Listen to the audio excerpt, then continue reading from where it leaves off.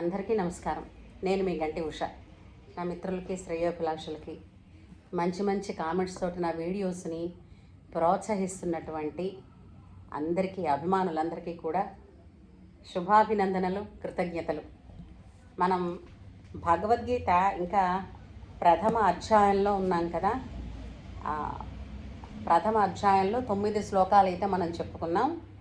ఈ రోజున 10వ శ్లోకం గురించి ఒకసారి నేర్చుకుందాం. దానిని ఎలా పఠించాలి అన్నది సూక్ష్మంగా, దాని భావం కూడా తెలుసుకుందాం. 10వ శ్లోకం, ప్రథమ అధ్యాయం.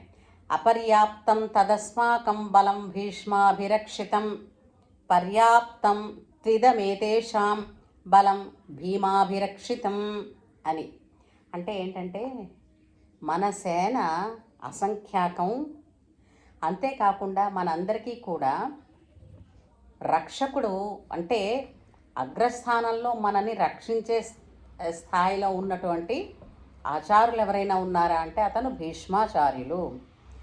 ఇంతకీ భీష్మాచార్యులని అనడంలో ఉన్న గొప్ప ఏమిటంటే భీష్మాచార్యుల వారు స్వచ్ఛంద మరణం పొందినటువంటి మహానుభావులు. అంటే అతను తలుచుకున్నప్పుడు తప్ప అతనిని నిగ్రహించగలిగిన వారు కానీ, సంహరించగలిగిన వారు కానీ ఎవరూ లేరు ఈ భూమి మీద. అతనికి అతని తండ్రి ఇచ్చినటువంటి వరం. అతని తండ్రి ఎవరు? భీష్ముడి తండ్రి ఎవరు? శంతన మహారాజు గారు. ఎందుకంటే ఇలాంటి సందర్భాలు వచ్చినప్పుడు ఇలా చిన్న చిన్నగా వాళ్ళ తండ్రి ఎవరు ఇలాంటివి అన్నది ఒకసారి మనం మననం చేసుకోవడం వలన కొత్తగా వినేటటువంటి ఎవరికైనా సరే ఇవి తెలుస్తాయని.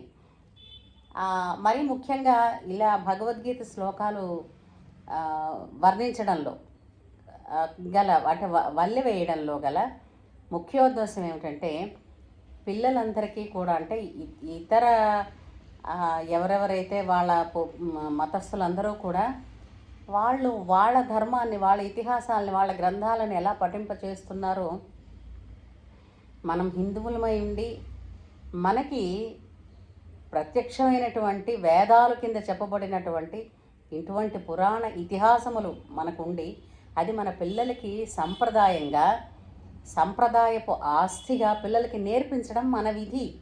అందుకని ఈ చిన్న ప్రయత్నం, వేసవి సెలవులు కాబట్టి పిల్లలకి ఈ మనవి ఇలాగ భగవద్గీత శ్లోకాలు కానీ, వేమన పద్యాలు కానీ, గజేంద్ర మోక్షంలోని పద్యాలు అంటే భాగవతంలోని పద్యాలు కానీ, అలాగే సుమతీ శతకం కానీ, ఈ విధమైనటువంటి పద్యాలు, శ్లోకాలు నేర్పించాలి అని అనుకునేటువంటి వాళ్ళు ఈ వీడియోస్ చూపించి పిల్లలకి నేర్పించేదరుగాక. అందుకోసం మీరు సబ్స్క్రైబ్ చేసేదరుగాక. శుభం భూయాత్. సరే, అయితే మళ్ళీ శ్లోకంలోకి వద్దాం. ఏంటని చెప్పారు? మన సేన అసంఖ్యాకం, మనకి పితామహుడైనటువంటి భీష్ముడు రక్షకుడై ఉన్నాడు. అయినప్పటికీ ఇంకా కృపాచార్యుల వారు, ద్రోణాచార్యుల వారు, తర్వాత అతిరథ మహారథులు ఎంతోమంది ఉన్నారు. కానీ పాండవుల పక్షాన నాయకత్వం వహించింది ఎవరు అని అంటే భీముడు. కానీ అంటే భీముని నాయకత్వముననున్న పాండవ సేనని లెక్క పెట్టచ్చు. ఎందుకంటే కురుక్షేత్రంలో పాల్గొన్నటువంటి సేన మొత్తం ఉభయ పక్షాలు కలిపి 18 అక్షౌహిణుల సైన్యం అంటారు. 18 అక్షౌహిణుల సైన్యానికి కూడా 11 అక్షౌహిణుల సైన్యం దుర్యోధనుడిది, 7 అక్షౌహిణుల సైన్యం పాండవులది. అంటే అక్కడే తెలుస్తోంది కదా, కౌరవ సేన కన్నా పాండవ సేన పలసగా ఉంటుంది. అంటే తక్కువ సంఖ్యలో వేళ్లతో లెక్కించవచ్చు అని ఆయన చెప్తున్నాడనమాట. అంచేత ఇక్కడ దుర్యోధనుడు తన సైన్యాన్ని, పాండవ సైన్యాన్ని పోల్చుకుంటున్నాడు. ఇక్కడ ఎంతమంది మహానుభావులు ఉన్నారు, అక్కడ ఎటువంటి వాళ్ళు ఉన్నారు, ఇక్కడ ఎవరి రక్షణలో, ఎవరి నాయకత్వంలో ఉంది, అటువైపు ఎవరి నాయకత్వంలో ఉంది. ఇవన్నీ కూడా ఏంటంటే యుద్ధ భూమిలోకి అందరూ ఒక్కసారిగా సమావేశం అయిపోయారు.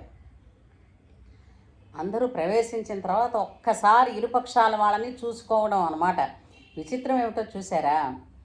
దుర్యోధనుడు కథన రంగంలోకి మొత్తం అందరూ ఇటు ఆ, ఉభయ పక్షాల వాళ్ళు కురుక్షేత్రంలోకి ప్రవేశించిన తర్వాత దుర్యోధనుడు ఇతర తన సేనని ఇతరుల సేనతో అంటే తన ప్రత్యర్థి సేనతో పోల్చుకుని ఎంత బలాబలాలు పోల్చుకుంటున్నాడు, తేల్చుకుంటున్నాడు.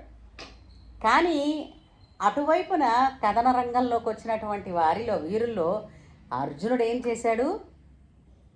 అర్జునుడికి ఏ విధమైనటువంటి ఆలోచన వచ్చిందో దాని వలనే కదా మనందరికీ భగవద్గీత వచ్చింది.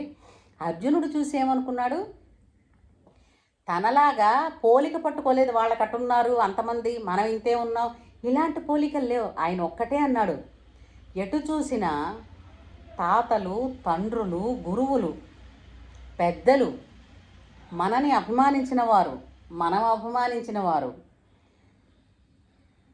వీరి కోసం వీరి ప్రాణాలు తీసి ఈ రాజ్యాన్ని మేము ఏలుకోమా, ఇదా నేను కోరుకుంది అని బాధపడ్డాడంటే వ్యక్తిత్వాల్లో ఉన్న తేడా గమనించారా?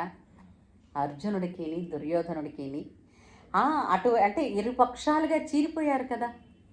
అటుపక్క సైన్యంలో అటుపక్క ఒక తండ్రి ఉన్నాడు అనుకోండి, అతని కొడుకు ఈ ప్రత్యర్థి సేనలో ఉన్నాడు అనుకోండి, అంటే యుద్ధం తండ్రి కొడుకుల మధ్య కదా. అది తనని కలిచివేసి నేను వీరి కోసమా యుద్ధం చేస్తాను, వీళ్ళందరినీ చంపి అనుభవించే ఈ రక్తపు కూడా నాకెందుకు, నాకు అక్కర్లేదు ఈ యుద్ధం అని విలవిలలాడిపోయి ప్రాణం గురువుల మీద బాణం ఎత్తన, ఆచార్యుల మీద, పితామహుల మీద, తన వారి మీద నేను బాణం ఎత్తుతానా, ఇందుక నా వీరత్వం నేను నేర్చుకున్న విద్యంతో ఉపయోగపడేది అని విలవిలలాడిపోయాడండి అర్జునుడు. అవునా కాదా? అదిగో అలాంటప్పుడే కర్మ సిద్ధాంతం ఎలా ఉండాలి అని అన్నది బోధించినటువంటి జగద్గురువు గీతాచార్యుడైనటువంటి శ్రీకృష్ణ పరమాత్మ. అది అంచేత ఈ శ్లోకం తాలూకు అర్థం తెలుసుకున్నాం కదా. అసంఖ్యాకమైనటువంటి మన సేనలో మహానుభావులందరూ ఎంతో ఉన్నారు, యుద్ధ విశారదులు ఉన్నారు, అంతే కదా. ఇంతకు 9వ శ్లోకంలో చెప్పాడు, యుద్ధ విశారదులు ఉన్నారు, ఎన్నో శాస్త్రాలు అస్త్రాలు తెలిసిన వాళ్ళు ఉన్నారు.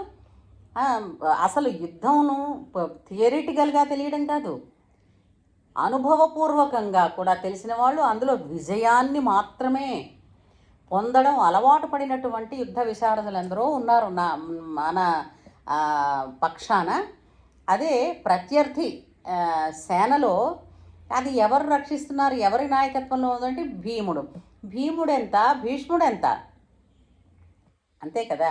అలాగా అపర్యాప్తం తదస్మాకం బలం భీష్మాభిరక్షితం పర్యాప్తం త్విదమేతేషాం బలం భీమాభిరక్షితం అని చెప్తున్నాడు దుర్యోధనుడు. ఇదండి 11వ శ్లోకాన్ని మళ్ళీ మనం రేపు వీడియోలో చేసుకుందాం. తప్పకుండా మీ పిల్లలకి నేర్పించండి. మీ పిల్లలకి నేర్పిస్తున్నామని కామెంట్ సెక్షన్లో మెసేజ్ పెట్టండి, అలాగే లైక్ చేయండి. తప్పకుండా మీ పిల్లల కోసం ఇది సబ్స్క్రైబ్ చేయండి. చేస్తారు కదా. ఉంటాను.